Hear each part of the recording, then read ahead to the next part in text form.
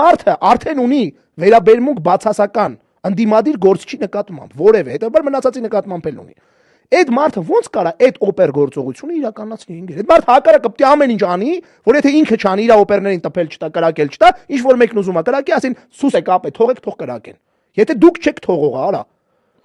Համայնքապետա կրակվել 3 ու գրում է բանա մահացել է, չի մահացել, արա սպանվել է։ Այդ մահացել բառը հանեք ձեր բառապաշարից։ Սպանվել է ընդդիմադիր համայնքապետ 3 Հայաստանի Հանրապետությունում։